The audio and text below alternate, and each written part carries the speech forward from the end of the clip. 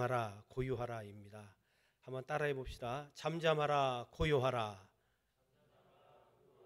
아멘. 다른 건 다 잊으셔도 오늘 이 말씀만큼은 꼭 기억하시길 주의 이름으로 축원합니다.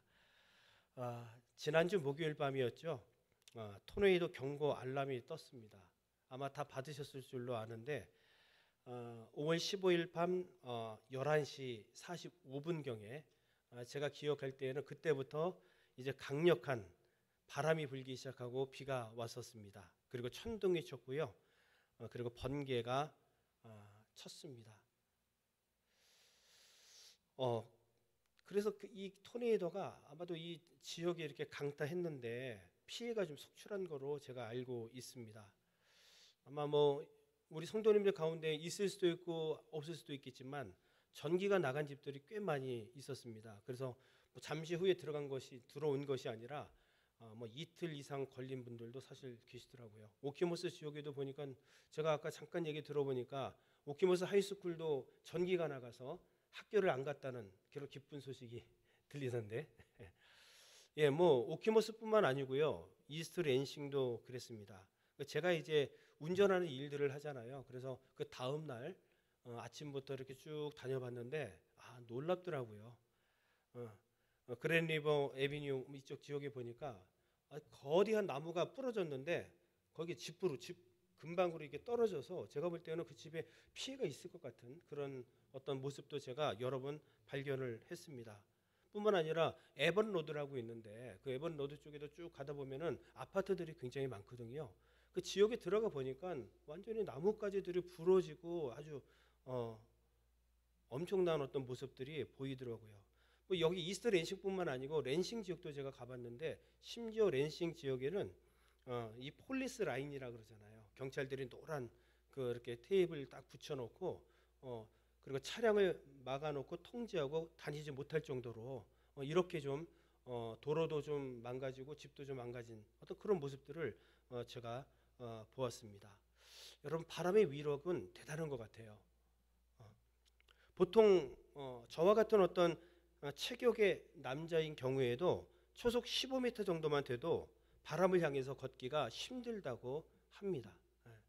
아마 우리 아내나 원민자매 같은 경우에는 이 정도만 불어도 아마 날아가지 않을까 그런 생각을 하는데 초속 20m만 불어도요 전진 자세를 취하지 아니하면 몸의 평형을 유지하기가 어렵다고 합니다. 초속 25m 정도가 불면은 바람에 대해서 몸의 방향을 바꿀 수 없는 상태에 이른다고 합니다. 그리고 초속 한 33m 정도가 되어지면 그때부터 사람이 날아간다고 합니다. 엄청난 바람이 불었습니다. 그리고 바람의 위력도 우리가 지난주 체험을 했습니다. 오늘 본문에도 보면은 광풍, 미친 바람이죠. 엄청난 바람이 갈릴리 호수에 불었던 모습을 오늘 성경을 통해서 보게 됩니다. 그 광풍을 만나서 쩔쩔매고 있는 제자의 모습이 오늘 말씀을 보면은 나와 있습니다. 여러분, 우리 예수님께서는 오늘 이 말씀 이전에 마가복음 4장의 내용을 보게 되시면은 이제 가버나움에서 비유로 된 하나님의 말씀들을 엄청나게 가르치셨어요. 그러니 여러분 저는 단지 1시간 예배를 인도함에도 불구하고 예배 끝나고 이렇게 내려가면은 좀 힘들고 피곤하고 다리도 좀 이렇게 좀 아플 때가 있거든요. 근데 우리 예수님 같은 경우는 새벽에서부터 밤 늦은 시간까지 계속해서 말씀을 강론하시고 또 가는 곳마다 병든 자를 고치시고 귀신 들린 자를 치유하시고 이런 사역들을 계속 하다 보니까 얼마나 피곤하셨을까요? 그런 예수님께서 오늘 35절 말씀을 보니까 제자들한테 우리가 저편으로 건너가자 이렇게 말씀을 하십니다. 자, 35절 말씀을 한번 같이 읽어봅시다. 시작. 그날 저물 때에 제자들에게 이르시되 우리가 저편으로 건너가자 하시니. 아멘. 지금 예수님께서 계신 곳은 가버나움이라고 하는 지역입니다. 그런데 저편은 어디냐 하면은 배를 타고 건너서 데가볼리라고 하는 지역, 더 구체적으로 말씀을 드리면 거라사 지역입니다. 여기는 이방 지역입니다. 예수님께서 유대 쪽에서 복음을 증거하다가 이제 이방인들을 향해서도 이제 나아가게 되는 그러한 모습인데, 그러니까 이 지금 가버나움은 갈릴리 바다가 있었다 그러면 북서쪽에 위치한 지역입니다. 그런데 지금 거라사 지역은 갈릴리 바다의 남동쪽인데 그쪽을 배 타고 건너가자 이렇게 예수님께서 말씀을 하신 거예요. 자, 그렇다면 예수님께서 왜 가버나움에서도 계속해서 복음을 증거할 수 있었을 텐데 왜 제자들과 더불어서 거라사 지역으로 가자고 했을까? 여러분 중요합니다. 왜 예수님께서 그렇게 하셨을까? 첫 번째는 군중들을 피해서 예수님에게도 휴식이 필요했던 것입니다. 우리가 이 뒤에 보게 되어지면 예수님께서 배에서 어떻게 하셨다 그랬죠? 주무셨다 이렇게 말씀하고 있습니다. 오죽 피곤했으면 예수님께서 주무셨을까? 우리가 이렇게 예측할 수 있죠. 말씀을 가르치는 사역, 병든 자를 고치는 치유의 사역, 귀신 들린 자를 온전케 하는 이러한 사역들을 매일 했단 말이죠. 그러니까 예수님도 하나님이신데 이 땅에 육신을 입고 오셨잖아요. 그러니까 우리 예수님도 너무너무 피곤하셨던 것입니다. 여러분, 오늘 이 말씀을 통해서 우리 예수님도 때로는 쉼이 필요하셨는데 저와 우리 성도님들에게도 때로는 쉼이 필요할 수 있습니다. 우리 성도님들의 삶을 보시면은 월요일부터 또 금요일까지 직장에 가서 또 얼마나 많은 일들을 합니까? 뭐 여러분 주부라고 해서 일 안 하는 직장생활 안 하는 주부라고 해서 편할 것 같죠? 그렇지 않습니다. 집안일이 얼마나 많은지 몰라요. 끝도 없습니다. 너무 우리 삶 가운데 피곤합니다. 그리고 거기서 끝나는 게 아니죠. 토요일, 주일 되면은 목장 모임도 해야 되고 주일날 또 예배 준비도 하고 또 예배를 또 드리러 옵니다. 뿐만 아니라 또 봉사도 합니다. 얼마나 많은 일들을 우리가 하고 있습니까? 그래서 때로는 우리에게도 영적인 쉼이 분명히 필요하다는 겁니다. 야, 그럼 오늘 예배 제끼고 내가 저쪽으로 가야 되겠다. 이런 개념은 아니겠죠. 정말 주 안에서 쉬는 것은 무엇입니까? 주님 안에서 예배를 드리면서 말씀을 묵상하면서 우리가 여유를 갖고 있는 것, 그것이 바로 진정한 쉼이라 말할 수 있겠습니다. 예수님도 휴식이 필요했기 때문에 그런 거예요. 또 두 번째는 뭐냐면은 예수님께서 제자들에게 무엇인가 가르칠 것이 있어서 그렇습니다. 우리 예수님은 누구십니까? 하나님이시며 또 하나님의 아들이십니다. 뿐만 아니라 모든 자연을 지배하는 능력을 갖고 계시고 말씀으로 그 풍랑도 잠잠케 하시는 능력의 하나님이신 것을 제자들에게 보여주고 가르쳐야 할 어떤 상황이 있었기 때문에 우리 예수님께서는 이제 가버나움에서 이렇게 거라사로 가자 이렇게 말씀을 하신 겁니다. 그리고 세 번째 이유가 있는데 그것은 구원 사역 때문에 그렇습니다. 우리 예수님께서 사실은 갈릴리 중심으로 사역을 하셨단 말이죠. 그러나 갈릴리 유대인들에게만 복음을 전한 것이 아니죠. 오늘 본문 말씀을 보면은 저 건너편 거라사 지역 이방 지역에 가서 복음을 증거하셔야 했기 때문에 그래서 그곳에 가서 복음을 증거하고 귀신도 쫓아주시고 병자도 고치시고 또 동일한 그런 사역들을 해야 했기 때문에 사실은 우리 예수님께서 가버나움에서 거라사 지역으로 가자고 제자들과 말씀을 나누고 그렇게 출발하여 떠난 것입니다. 그런데 여러분 보십시오. 배를 타고 가는 가운데 우리가 잘 알고 있는 것처럼 예수님이 함께 계셨음에도 불구하고 큰 광풍이 불었다 성경은 36절에서 말씀하고 있습니다. 자, 우리 36절, 37절 이 두 절을 함께 읽어보겠습니다. 시작. 그들이 무리를 떠나 예수를 배에 계신 그대로 모시고 가매 다른 배들도 함께 하더니 큰 광풍이 일어나며 물결이 배에 부딪혀 들어와 배에 가득하게 되었더라. 아멘.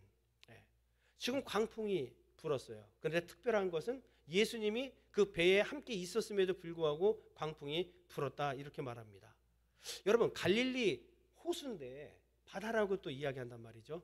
그만큼 호수가 바다처럼 넓기 때문에 그럴 것입니다.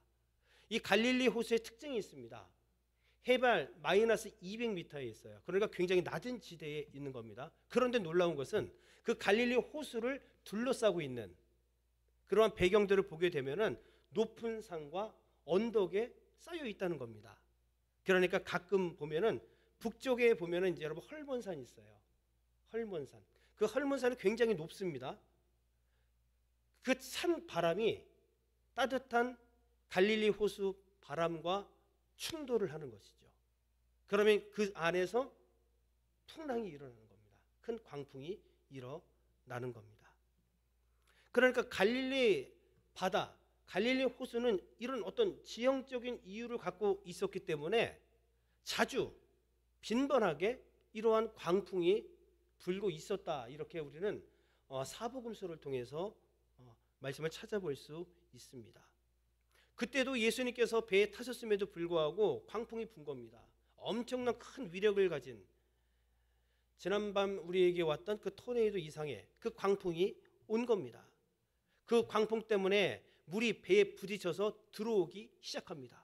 그런데 성경은 더 나아가서 뭐라고 이야기합니까? 물이 배에 가득해서 배가 가라앉을 정도의 큰 위협이 되었음을 성경은 말씀하고 있습니다. 오늘 첫 번째 먼저 주목해야 될 것은 뭐냐면 여러분 예수님과 함께 하고 계심에도 불구하고 지금 이 일이 발생했다는 겁니다.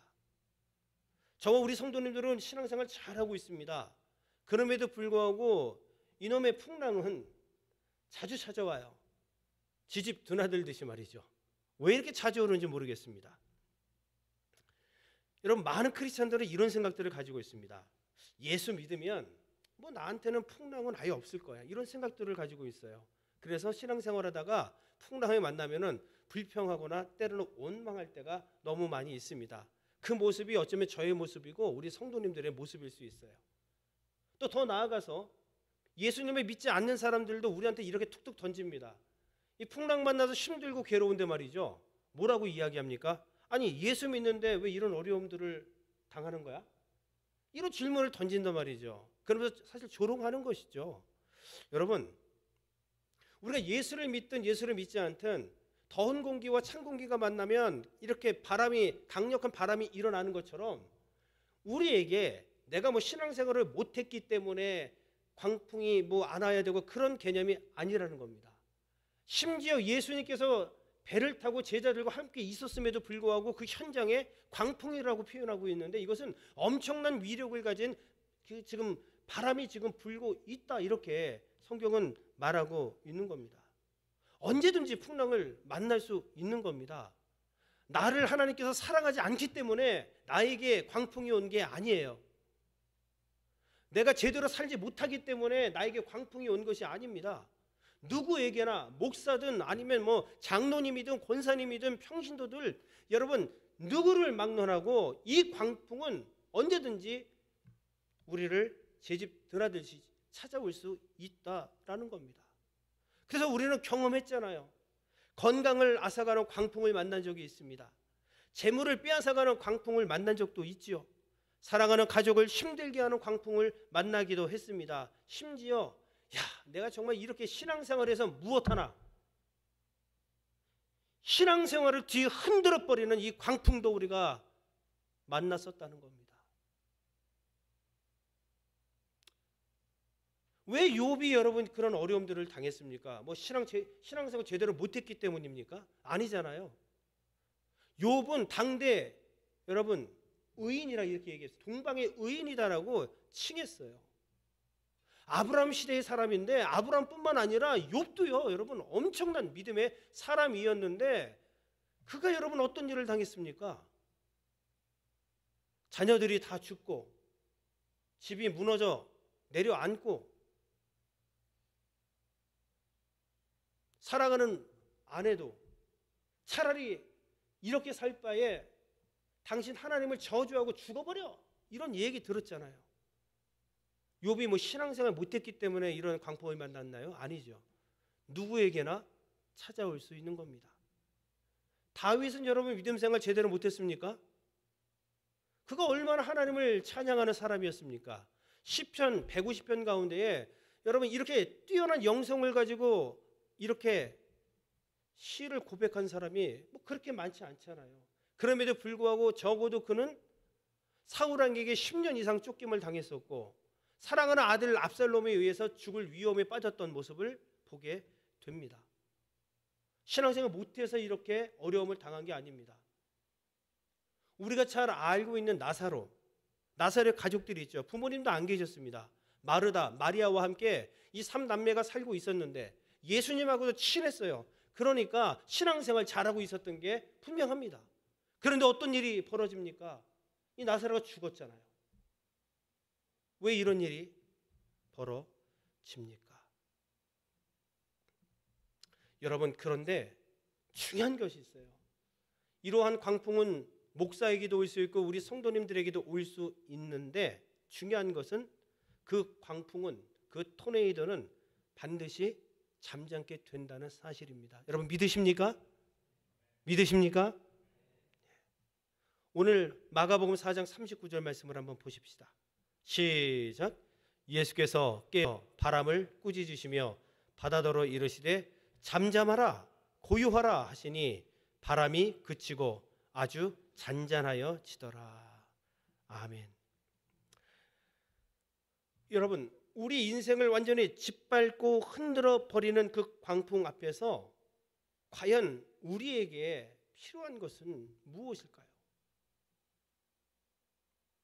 오직 예수 그리스도 우리 주님 한 분뿐인 줄로 믿으시기를 주의 이름으로 간절히 축원합니다. 예수님 외에 무엇이 더 필요할까요? 이 강풍을 잠잠케 하는 그 능력을 누가 가지고 있습니까? 제자들이 그랬어요? 못했단 말이죠. 제자들은 어떤 사람입니까? 예수님과 3년 동안이나 같이 먹고 마시고 함께 사역을 했던 그런 사람입니다. 그럼에도 불구하고 그들은 오늘 본문 말씀을 보면은 이 광풍 앞에서 쩔쩔매고 두려워하고 있는 모습을 보게 됩니다. 심지어 잠자고 주무시고 계시던 예수님을 깨워 이렇게 세웠죠. 왜 아무 일도 안 하십니까? 예수님한테 따지죠. 내 인생을 아주 짓밟아버리고 흔들어 버리는 상황 가운데에 이 문제를 해결해 주시고 이 문제를 만났을 때 우리가 해야 할 일은 바로 뭐냐 하면 예수 그리스도 그분을 의지하는 겁니다. 오늘 본문 말씀 보십시오. 예수님께서 뭐 엄청난 말씀을 길게 하셨습니까? 2마디 하셨습니다. 뭐라고 하십니까? 잠잠하라, 고요하라 이렇게 얘기했어요. 한번 같이 해볼까요? 잠잠하라, 고요하라. 시작. 잠잠하라, 고요하라. 이 2마디 하셨단 말이에요. 여러분 어떻게 됐습니까? 오늘 본문 말씀을 보니까 바람이 그치고 잔잔해졌는데 그냥 잔잔해진 게 아니죠. 아주 잔잔해졌더라. 이 2마디 속에 이 세상에 어떻게 말 한마디에 이 천지가 요동치던 천지가 잠잠해질 수 있게끔 만드시는 분이 과연 누가 있느냐라는 거예요. 여러분 뛰어난 과학 기술이 이 문제를 해결해 줄 수 있습니까? 요즘 보십시오 여러분.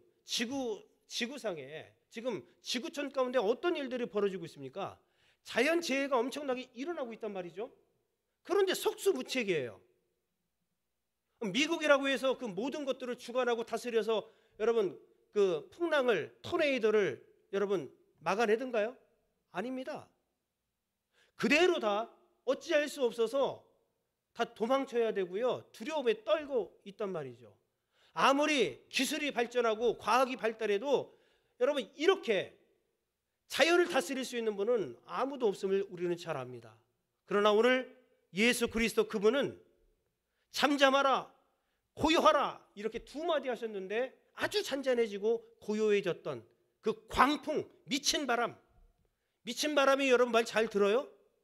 말 안 듣잖아요. 미쳤는데 어떻게 말을 들어요? 이렇게 조용히 잔잔해지고 있는 모습을 우리는 보게 됩니다. 우리 인생에서 이런 광풍을 만났을 때 가장 필요한 분이 누구시겠는가라는 거예요. 여러분 오직 예수 그리스도 그분밖에 없는 줄로 믿습니다. 여러분 폭풍이 얼마나 거대한지 그리고 내가 어떤 피해를 입을지 뭐 이게 중요한 게 아니에요. 정말 중요한 것은 뭐냐 하면 우리 예수 그리스도 그분을 의지하는 거죠. 풍랑이 오더라도 어떤 상황이 내게 올지라도 그쵸, 어쩌면 여러분 우리가 두려울 수도 있겠죠. 그런데 더 중요한 것은 뭐냐면은 우리가 그런 상황 속에서도 우리 예수 그리스도를 바라볼 수 있어야 되고 그분을 의지해야 한다는 겁니다. 잠잠하라, 고요하라. 이렇게 선포하시는 예수님, 그리고 이 선포가 오늘날 저와 우리 성도님들의 고백이 되시기를 주의 이름으로 간절히 축원합니다. 찬송가 373장에 보면 고요한 바다라는 찬송이 있습니다. 큰 물결이 일어나 나 쉬지 못하나 이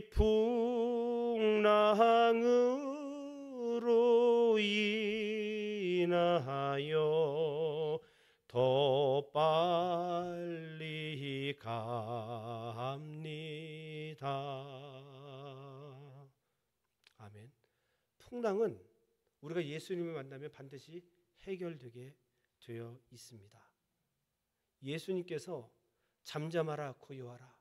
또한 이 외침이 우리 가운데 있다면 여러분 우리가 승리할 수 있고 이길 수 있음을 성경은 분명히 말씀합니다. 풍랑으로 인해서 우리가 폭삭 주저앉거나 망해버린 것이 아니라 이 풍랑으로 인해서 더 빨리 앞으로 전진할 수 있음을 말씀하고 있는 것입니다. 여러분 그런데 또 하나 우리가 봐야 될 것은 뭐냐 하면 40절 말씀입니다. 자, 40절 말씀을 한번 보도록 합시다. 시작. 이에 제자들에게 이르시되 어찌하여 이렇게 무서워하느냐 너희가 어찌 믿음이 없느냐 하시니. 아멘. 그 광풍 앞에서 예수님께서 보신 게 있단 말이에요. 야, 니네 두려웠지? 야, 저 광풍 저거 큰일 날 뻔했다. 야, 아유 고생했다. 예수님께서 그 광풍 보지 않으셨습니다. 우리 예수님께서는 그 광풍에 둘러싸여 있음에도 불구하고 예수님께서 보신 것은 뭐냐면 제자들의 믿음이었다는 거예요. 여러분 이게 중요한 거예요. 광풍을 안 볼 수가 없잖아요.